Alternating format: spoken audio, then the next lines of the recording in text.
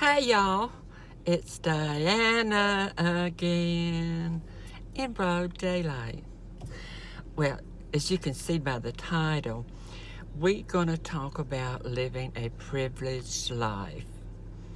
And I'm not talking about monetary means, I'm talking about having passing privilege or pretty privilege.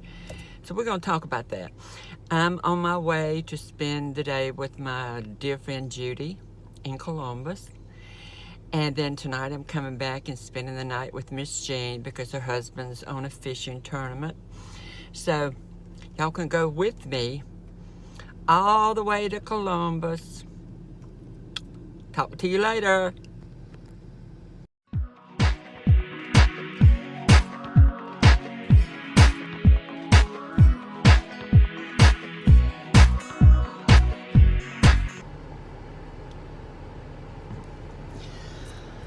Okay.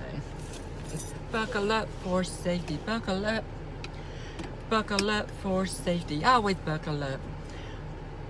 That was an advertisement that they used back in the 60s when they were trying to promote people to use seatbelts because it wasn't law back then. And I've got my mask that Miss Naya sent me from Florida. Matches my outfit.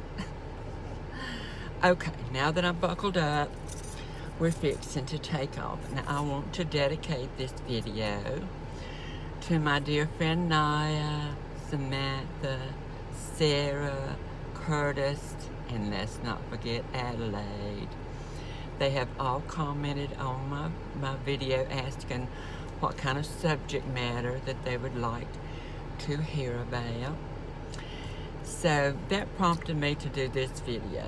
Sarah kept saying she wanted a long video.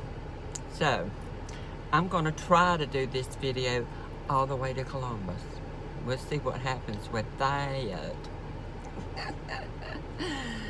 Okay, and for those who like to crack on me having a foul mouth, the person who always says, you know, the foul mouth in Kentucky or Louisiana or one of those places, but they never say Mississippi because they know that's where I actually live. So this is the foul mouth lady from Mississippi.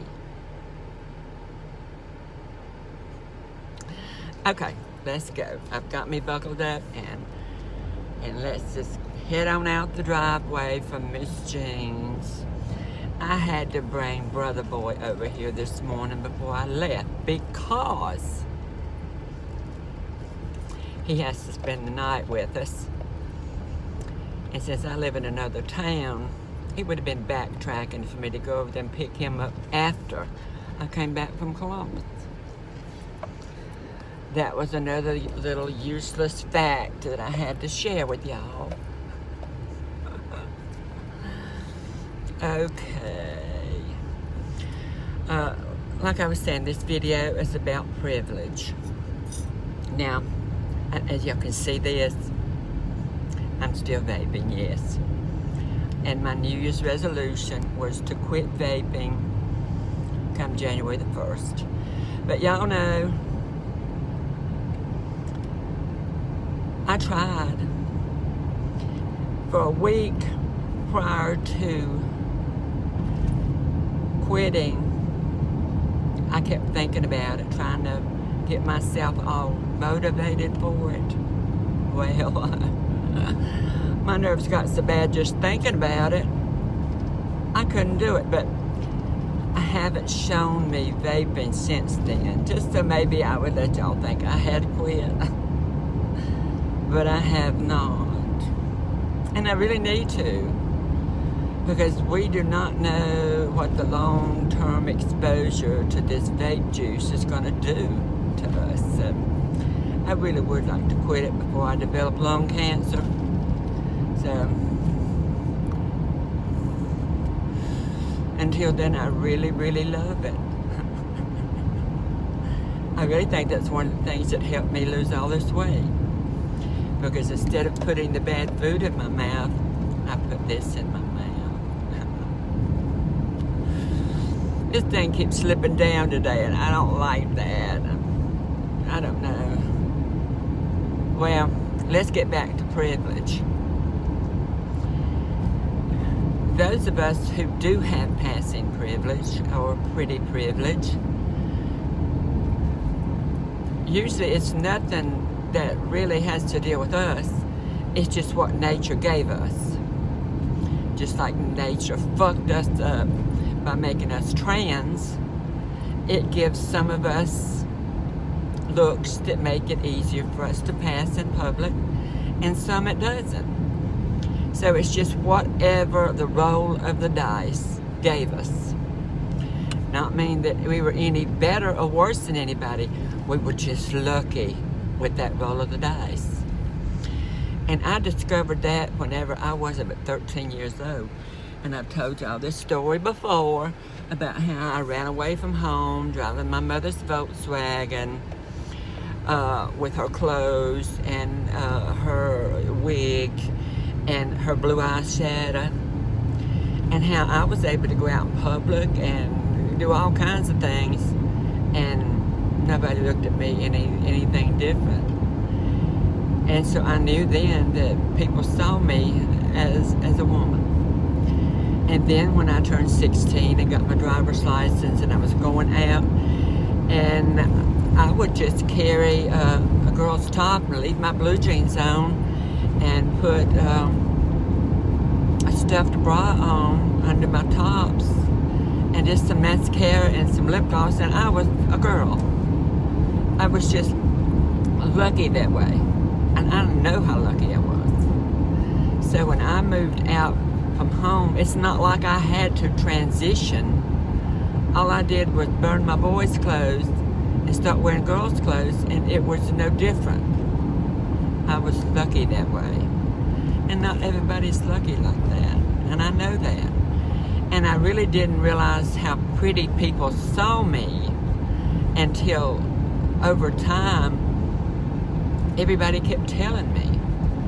I mean, I had beautiful skin, and so I didn't have to wear a lot of foundation, and I was lucky that I did not grow facial hair or body hair, so I didn't have anything to have to cover up.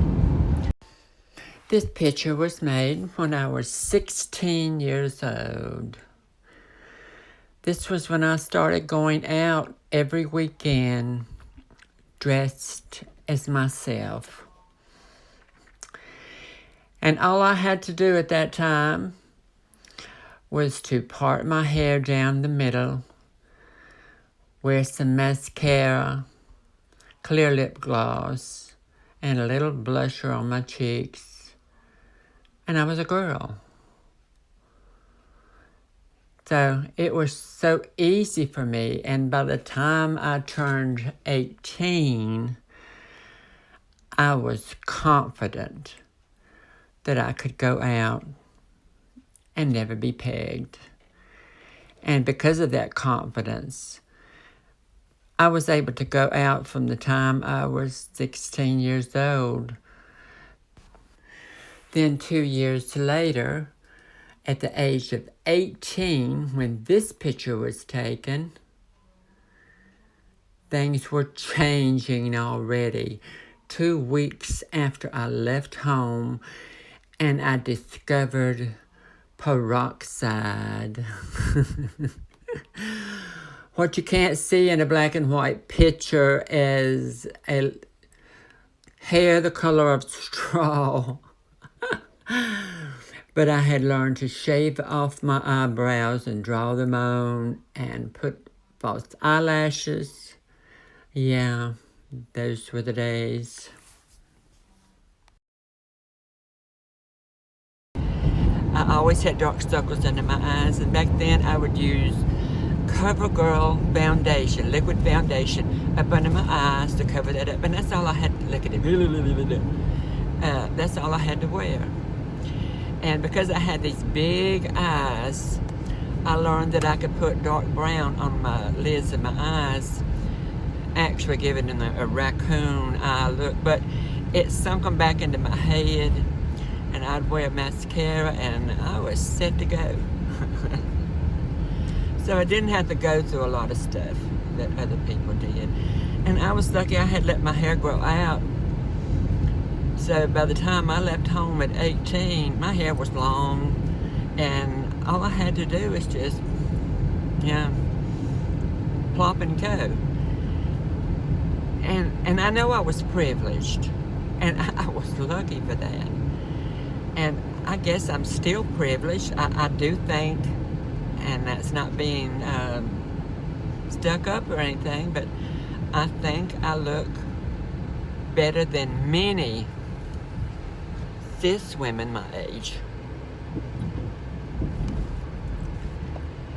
Because even though I'm showing my age with my wrinkles and stuff, I do feel that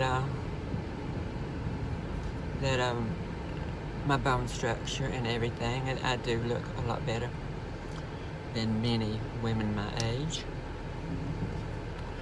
I'm in downtown Brooksville now. So we're fixing to get over here on the bypass. I'll turn around and let y'all see where I'm going.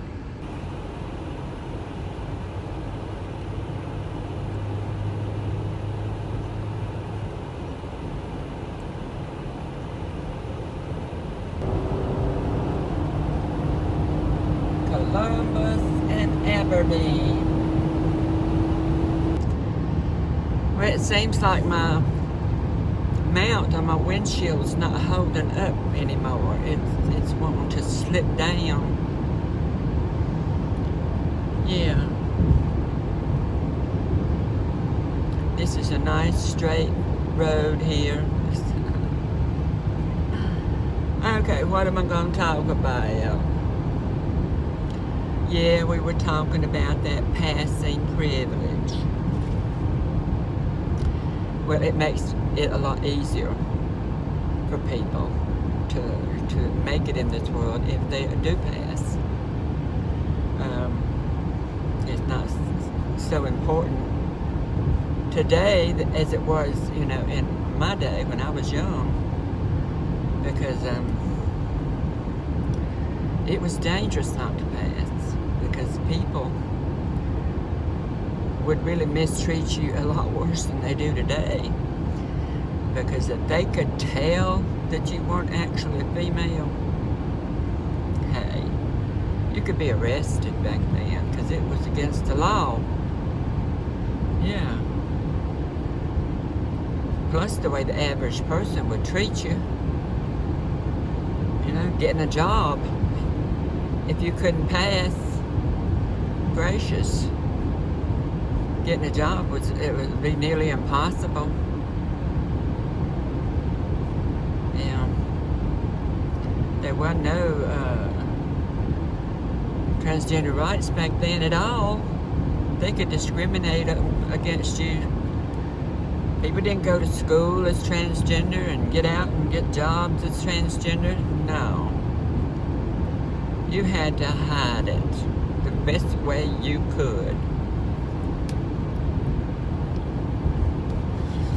And I'm going to tell you, my idea about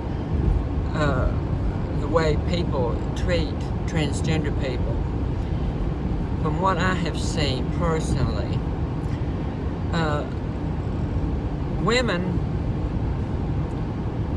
as a rule, from what I've seen, usually dislike the ones of us that are attractive and do pass, because we're not visible. And they think we're a threat because we're taking their men. Whereas opposed to the ones who are either lesbian or do not pass, they're not a threat. They can see those. They can recognize those. But we're hidden in plain sight, the ones of us who do pass. And they're jealous of that. They like to verbally abuse us, but of course, unless they know it for sure, then they don't know who we are, but they will make these videos about it, just so derogatory against trans women. So I think it's just jealousy for those type of women. Now, I'm not saying all women. It's usually younger women or women of color. But the older women, the more mature women, they're not threatened by that. You know, they see people to live their lives the way they want to live them, the way they are happy. You know, in my day, in my situation, people knew that that's who I was. You know, they knew that I fit in with the ladies, with the girls, more so than I did with the boys. I didn't interact with the boys, with the men folks. You know, I would be in where the women were, you know, where they were cooking or canning or sewing, or I would be in with them. No matter how many times I was told that was inappropriate, I gravitated towards that because that's who I was. And people that were around me and knew that's who I really was, when they knew I had transitioned and had surgery, they accepted it because they knew that was what would make me happy, just to be able to be me. So I'm at the age now where I don't care what you call me. It don't matter. Because I'm happy with me. I don't have to wake up in the morning and think I've got to do male stuff today if I don't want to do male stuff. I don't have to pretend to be a guy when I'm not a guy. In my mind, you know, I know biologically what I am. I'm not a fool. But I know I don't have to pretend anymore. And I'm happy with myself. I'm happy with what I have between my legs. I'm content with it. So if you want to call me a slit dick man, I don't care. If you want to call me, you know, a degenerate or whatever you want to call me, it doesn't matter to me. Because no matter what you say about me, you can't take away my life. You can't take away my contentment. You know, I refuse to be abused. You know, I would stand my ground against that. So, but you can think what you want to think as long as you keep it to yourself. Because I don't want to hear it. I don't need to hear it. I don't care to hear it because nothing you say will change who I am. It will not change what I feel about myself.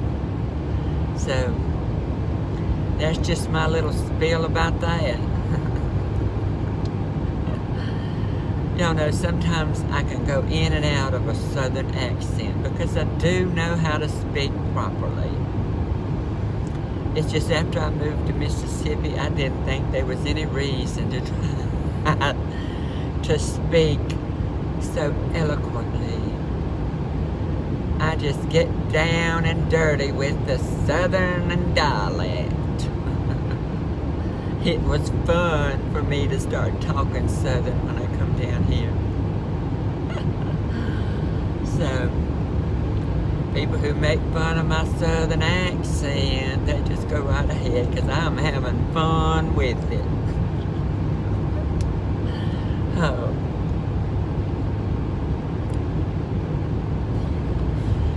When I was young, my skin was so clear, except I had these freckles across my nose. And everybody thought those freckles were so cute. I didn't. I thought they were blemishes and I didn't like them. Through years and wearing makeup and stuff, I've bled those freckles out. I have maybe one or two left, but not many. Now my mother was extremely freckled as a young woman, and hers finally went away in her older age. But they concerned her. She hated those freckles. So I inherited mine from her. And those of you that are just transitioning, eventually, over time, it won't be something you want to talk about all the time, because your interests will go beyond that. Almost ready to get on the other bypass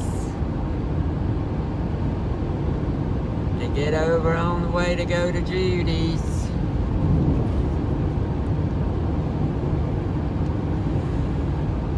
I'll flip it back around. But you know, paths and privilege has not only to do with how you look. It also has to do with how you carry yourself, how you act. If you act like a woman, and your mannerisms are a woman, and you act confident and secure, then you pass that much easier. Because you could have a look that looks totally female, but then if you walk like a man and act like a man, people are going to look at you like you're a very feminine man. So, but with me, that also was natural.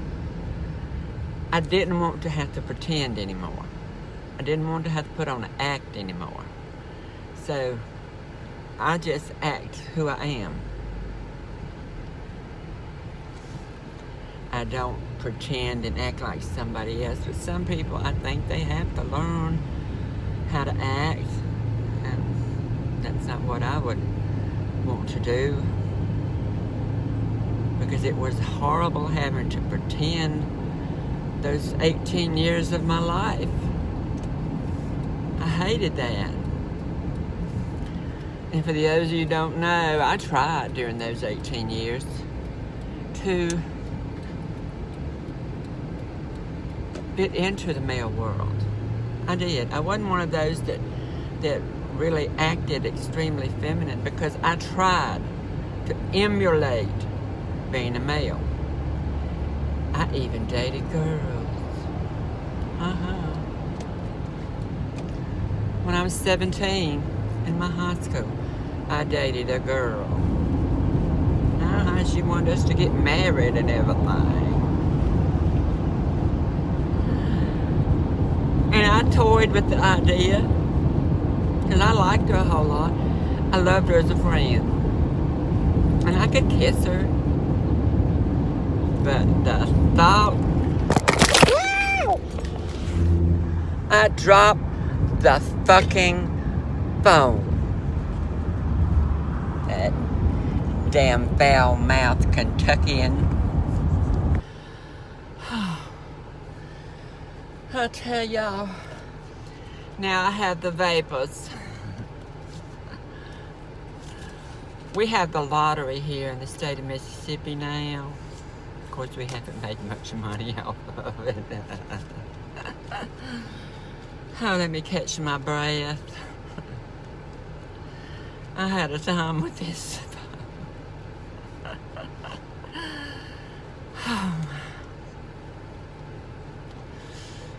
Whew. Whee! Here we go, y'all. This is an exciting day. You wanted to see what I did.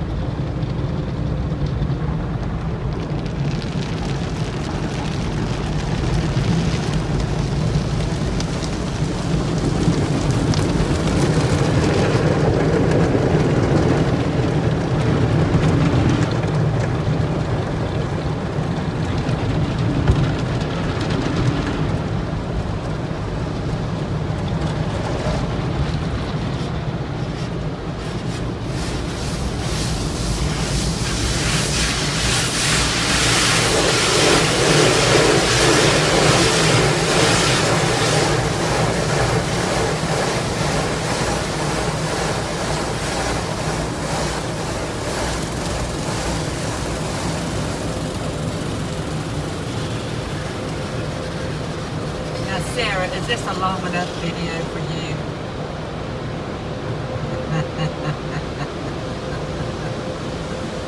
I told y'all my life was boring.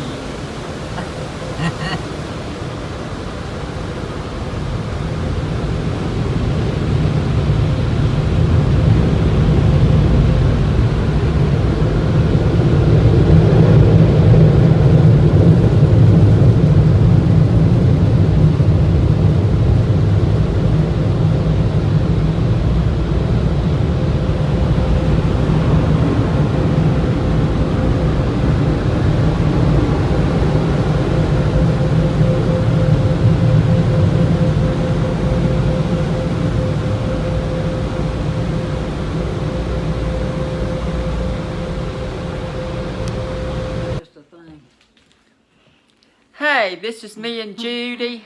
We've had a good day. Say hey, Judy. Hey, how are you? We've had lunch and we've sat and visited and had a great time today. Yep, we had fun. And I'm on my way home. Bye-bye. Bye.